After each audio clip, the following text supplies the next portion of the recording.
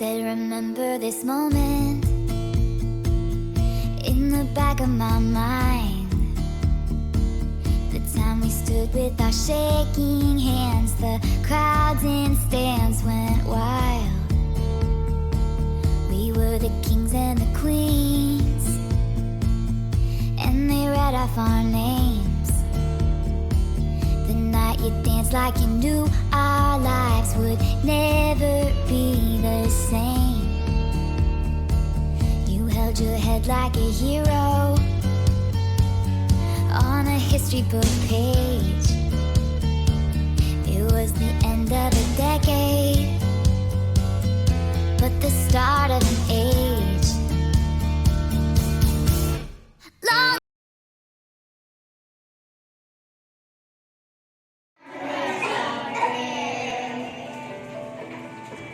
See the lights, see the party, the ball gown, see you make it.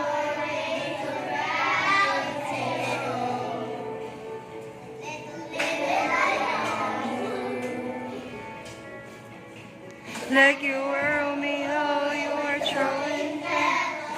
And you said,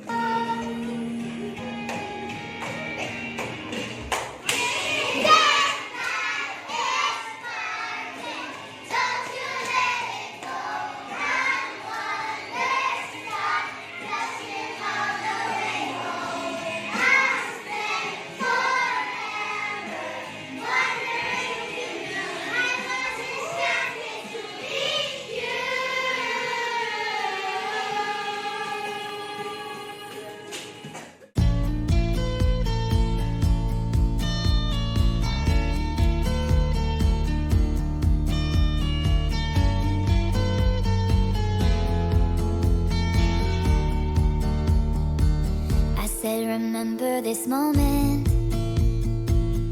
in the back of my mind. The time we stood with our shaking hands, the crowds in stands went wild. We were the kings and the queens, and they read off our names.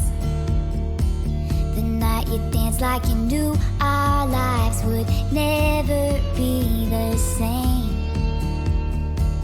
You held your head like a hero on a history book page. It was the end of a decade, but the start of an age. Long live the walls we crashed through, how the kingdom light shines just for me and you. I was screaming, long live all the magic we made, and bring on all the pretenders. One day we will be remembered. I said, remember this feeling. I passed the pictures around of all the years that we stood there on the sidelines, wishing for right now. We are the kings and the queens. You traded your baseball cap for a crown when they gave us our trophies, and we held them up for our town. And the cynics were outraged, screaming, this is absurd. 'Cause for a moment a band of thieves in ripped up jeans got to rule the world. Long live the walls we crashed through, how the kingdom light shines just for me and you.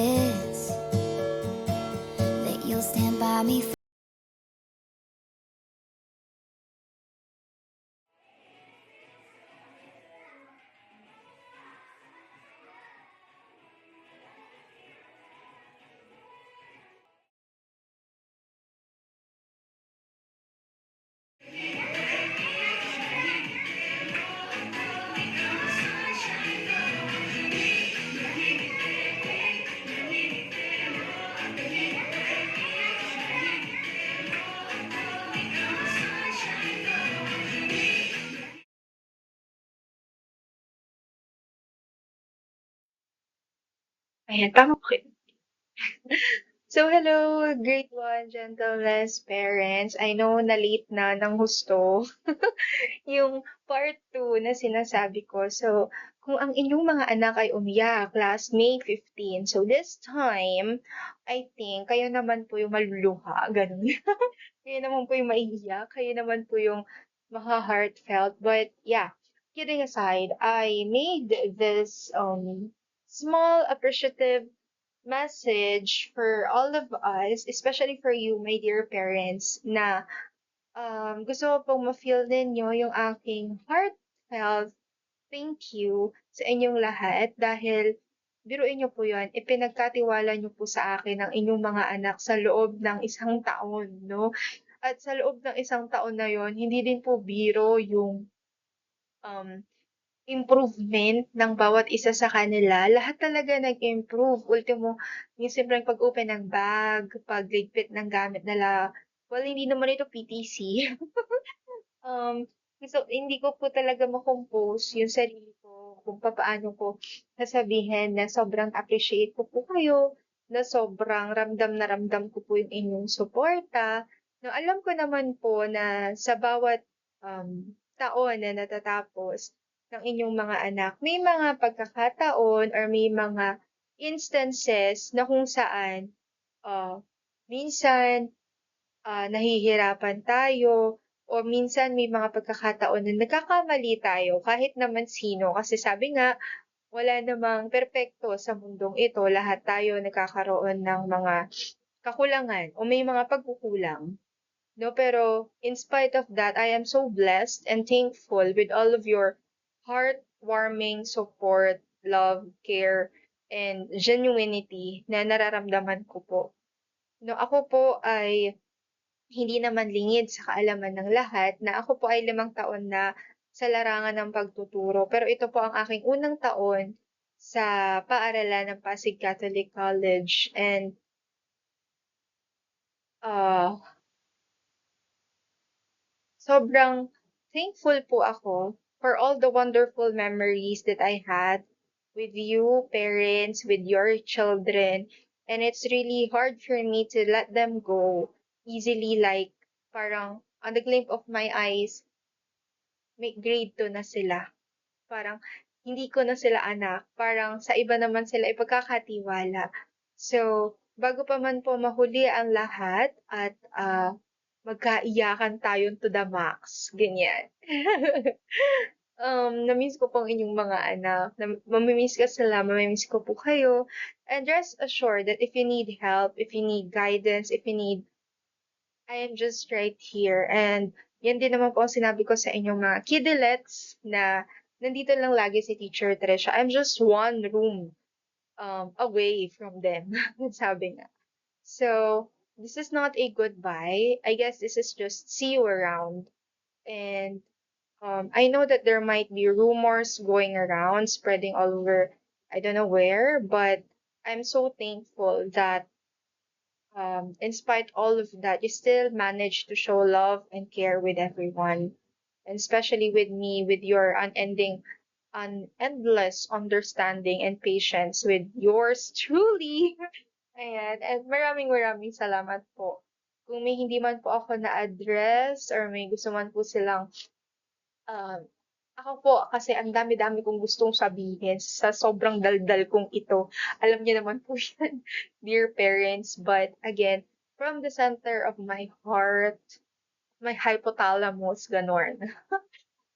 Sa buong pagkatao ko po, no, maraming salamat po sa inyong genuinity, sa inyong pagmamahal, sa inyong pag-intindi, kung paano din po ang pag-intindi, pagmamahal ninyo sa inyong mga anak ay yun din naman po yung na-feel ko talaga namang kaya ano, hindi ko din po napakita sa kanila yung um, time na I really also, not also, I really cried. Seeing the emptiness of the room, wala nang papasok just to say good morning, and then yearly na lang ako na-heartbroken ng ganito. Maybe some of them they're okay already na immune na sila na, okay, mommy, I will be moving in grade 2 na. But, ayun, ang grade 1 teacher nila, yun ang hindi nakaka-move on. Kaya, ayun. Thank you, parents, again, from the center of my heart. Thank you so much. And my heart felt um, love for all of you. Again, God bless, and that in all things, God may be glorified. Thank you, parents, and I'll see you around. And also, my dearest pupils.